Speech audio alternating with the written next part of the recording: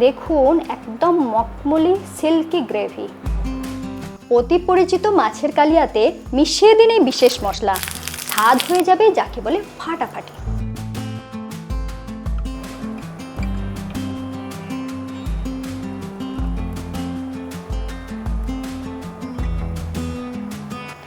নতুন এই মশলা ঠিক কোন সময় ব্যবহার হবে আর ঠিক কি পরিমাণে ব্যবহার হবে আর কিভাবে মাছ ভাজলে মাছ ভাজাটার ওপরটা হবে ক্রিস্পি আর ভিতর থেকে হবে জুসি, সমস্ত কিছু সুন্দরভাবে শিখে নিতে সঙ্গে রইলাম আমি ঋতুপর্ণা। আপনারা দেখছেন ঋতুর রান্নাঘর। আমি এখানে কাতলা মাছের 6টা পিস নিয়েছি, ওজন হবে মোটামুটি 600 গ্রাম। কাতলা মাছের পরিবর্তে এটা রুই মাছেও করতে পারেন। দিয়ে দিচ্ছি পরিমাণ মতো নুন, সাথে দিয়ে দিচ্ছি সামান্য একটু হলুদ গুঁড়ো, আর দিয়ে দিচ্ছি সামান্য একটু সর্ষের তেল। তেল মাখিয়ে নিলে মশলাটা মাছের গায়ে খুব সুন্দরভাবে লেগে যায় আর ভাজার সময় তেল ছিটকানোটাও কিন্তু অনেকটা কম হয়ে যায়। এখানে একটা বাটা মশলা বানিয়ে নেব, তার জন্য নিয়েছি 2টো মিডিয়াম সাইজের পেঁয়াজ। যেহেতু বেটে নেব সেই জন্য একটু বড় করেই কেটেছি। একটা মিডিয়াম সাইজের টমেটোকে এইভাবে বড় করে কেটে নিয়েছি।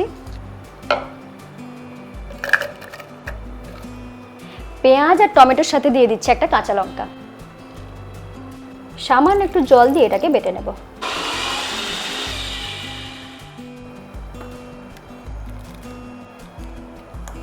যতটা সম্ভব মোলায়েম করে বেটে নিয়েছি। এই রান্নার অন্যতম প্রধান উপকরণ হলো 20 থেকে 25টার মতন রসুনের কোয়া।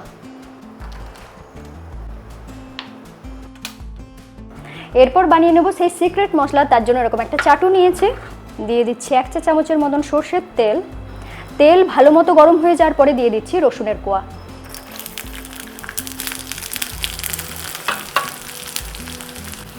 রসুনটাকে এইভাবে নাড়াচাড়া করে নিচ্ছি। একটু লো ফ্লেমে রেখে একটু লাল লাল করে ভেজে নিতে হবে, যাতে রসুনগুলো ভিতর থেকে নরম হয়ে আসে আর সুন্দর একটা গন্ধ আসে। কাঁচা থাকা অবস্থায় কিন্তু ছেড়ে দেবেন না, এইভাবে নাড়াচাড়া করে ভেজে নিচ্ছি আস্তে আস্তে। দেখুন খুব সুন্দর কালার এসে গিয়েছে। এরপর গ্যাসটা অফ করে দেব। যেটুকু লাল হতে বাকি আছে এখন দেখুন গরমে থেকে সেটাও হয়ে যাচ্ছে। তেলটাকে এইভাবে ড্রেন করে দিচ্ছি আর রসুনগুলোকে তুলে নিচ্ছি। এর সাথে দিয়ে দিচ্ছি 1/2 চা চামচ গোলমরিচের গুঁড়ো। এরপরে রসুনটাকে এইভাবে স্ম্যাশ করে নিচ্ছি। দেখুন রসুনের কোয়াটাকে বেশ সুন্দরভাবে স্ম্যাশ করে নিয়েছি। এর সাথে আরেকটা জিনিস মিশিয়ে দেব যেটা এর স্বাদটাকে আরও বেশি বাড়িয়ে দেবে, সেটা হচ্ছে গন্ধরাজ লেবুর রস। গন্ধরাজ লেবু না পেলে অবশ্যই আপনারা পাতি লেবু ব্যবহার করতে পারেন। এই মশলা এই মাছের পদের স্বাদটাকে দ্বিগুণ বাড়িয়ে দেবে। দারুণ গন্ধ। এরপরে রান্নাটা শুরু করে দেব। দিয়ে দিচ্ছি সর্ষের তেল। এখানে রয়েছে আপনাদের জন্য একটা টিপস, তেল গরম হয়ে যাওয়ার পরে যদি সামান্য একটু নুন দিয়ে দেন তাহলে মাছ ভাজার সময় মাছ কিন্তু ভেঙে যাওয়ার সম্ভাবনা কম থাকবে।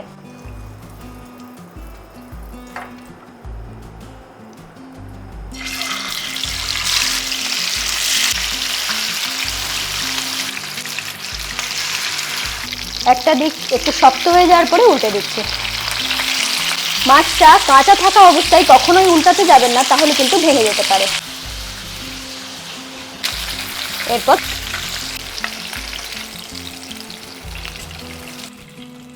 এই তেলেই বাকি রান্নাটা করে নেব। তার জন্য ফোড়নে দিয়ে দিচ্ছি 1/2 চা চামচ কালো জিরে, আর দিয়ে দিচ্ছি 2টো কাঁচা লঙ্কা। সাথে সাথেই দিয়ে দিচ্ছি স্বাদ মতো নুন। একটু নাড়াচাড়া করে নিচ্ছি। খুব সুন্দর গন্ধ বেরিয়ে গিয়েছে। এরপরে দিয়ে দেব 1 টেবিল চামচ আদা বাটা। নুন দিয়ে রাখার জন্য দেখতেই পেলেন আদাটা কিন্তু সেইভাবে ছিটকালো না। আদাটা বেশ ভালো মতো ভাজা ভাজা হয়ে গিয়েছে। এরপর এখানে দিয়ে দেব টমেটো, পেঁয়াজ আর কাঁচা লঙ্কার পেস্ট।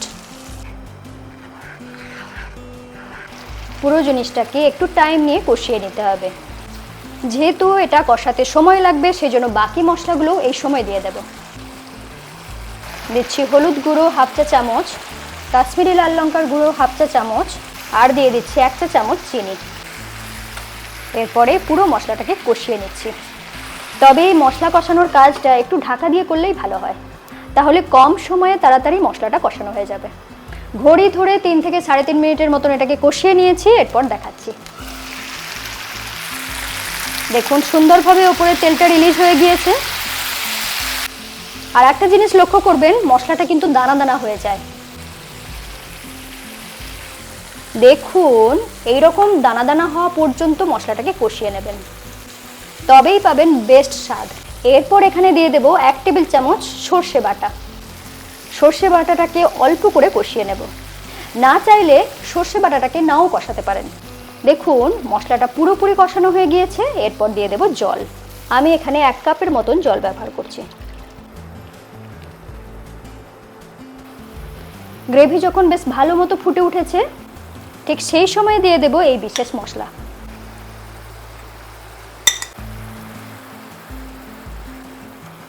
এরপর দিয়ে দেব ভেজে রাখা মাছ। আর এই যে তেলটা, সেটাও এখানে ব্যবহার করে নেব। এরপর ঢাকা দিয়ে এটাকে রান্না করে নেব। আমি এইভাবে এটাকে ঢাকা দিয়ে 3 মিনিটের মতন ফুটিয়ে নিয়েছি। একদম শেষে দিয়ে দিচ্ছি কাঁচা লঙ্কা 3টে, সব শেষে দিয়ে দিচ্ছি কিছুটা ধনেপাতা কুচি। নিশ্চয়ই বুঝতে পারছেন যে মাছের এই পদটা কিন্তু একদম অন্য রকমের। অবশ্যই বানিয়ে খান আর সকলকে খাওয়ান, প্রশংসা কিন্তু নিশ্চিত।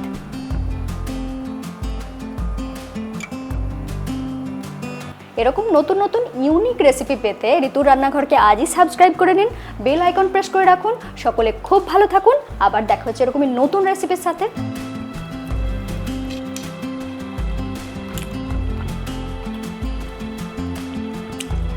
একদম মুখে লেগে থাকার মতো।